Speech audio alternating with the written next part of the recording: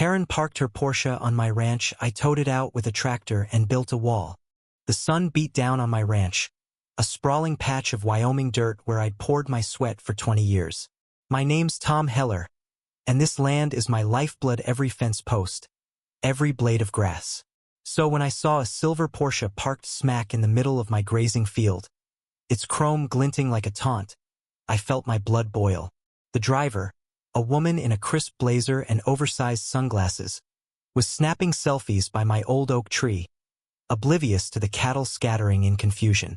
Her name was Karen Voss, a real estate hotshot from the city, and she just ignited a war. I strode over, boots crunching, and called out, "Ma'am, this is private property. Move your car." She barely glanced up, waving me off like I was a fly. "Relax, cowboy," she said, her voice dripping with condescension. "I'm just borrowing your aesthetic for my brand. I'll be gone in an hour." Borrowing my aesthetic? This wasn't Instagram, this was my home. I pointed to the no trespassing sign she'd driven past.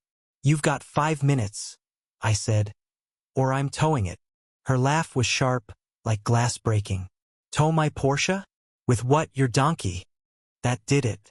I fired up my old John Deere tractor, hooked a chain to her car's bumper, and dragged it across the field, her screams echoing behind me.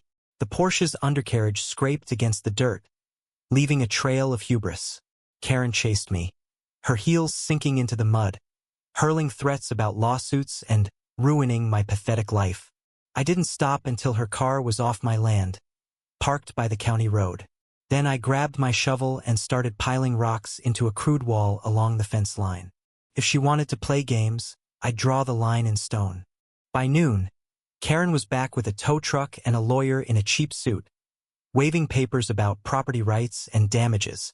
The lawyer, a wiry man named Greg, stammered as he read from a tablet, clearly out of his depth.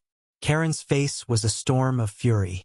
"You're a nobody, Tom," she spat. "I'll buy this dump and turn it into a resort. You'll be begging for my scraps." I leaned on my shovel, calm as a summer breeze. "Try it," I said. "This land's been Heller land for 3 generations. You're not the first to think you can take it." Then came the twist I didn't see coming. A teenage girl, maybe 16, stepped out of the tow truck's cab, clutching a notebook. Her eyes were wide, nervous, and she looked like she'd rather be anywhere else. "Mom," she said softly, tugging Karen's sleeve, "can we just go?" Mom? Karen had a daughter? The girl Ellie, I later learned, was the opposite of her mother. Quiet, thoughtful, with a backpack patched with duct tape. She glanced at me, her face a mix of shame and curiosity, and I felt a pang. This wasn't just about Karen anymore. The standoff stretched into the afternoon, neighbors gathering to gawk. Karen's lawyer droned on, but Ellie wandered to the oak tree, scribbling in her notebook.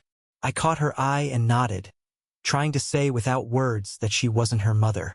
She gave a small smile, then slipped a folded page under a rock by the wall before leaving with Karen. That night, I found the note. "I'm sorry for her. Your ranch is beautiful. Ellie." It hit me like a punch. Karen's war wasn't just her, sit was tearing at her kid. 2 days later, Karen made good on her threats.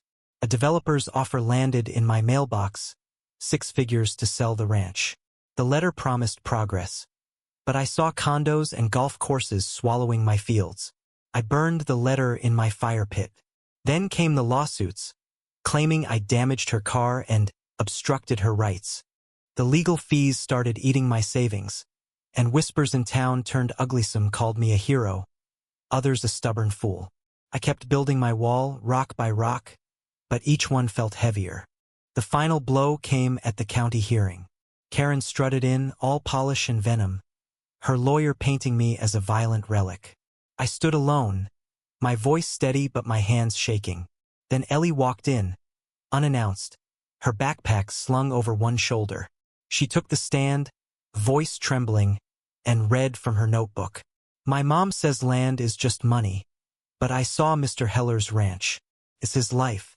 She's wrong to take it." The room went silent. Karen's face crumpled, not with anger, but something worse, Shame. Ellie's words broke her armor. The judge ruled in my favor, citing Karen's trespassing. Her lawsuits fizzled, and she left town, the Porsche a distant glint. But victory tasted bitter. Ellie's note stayed in my pocket, a reminder of the kid caught in her mother's storm. I finished the wall, but it wasn't about Karen Anna Marie, it was for me, for the ranch, for the life I'd fought for. Yet I couldn't shake the ache. Karen's pride had cost her more than a carrot had cost her daughter's respect. What do you think, where's the line between defending your ground and destroying someone else's?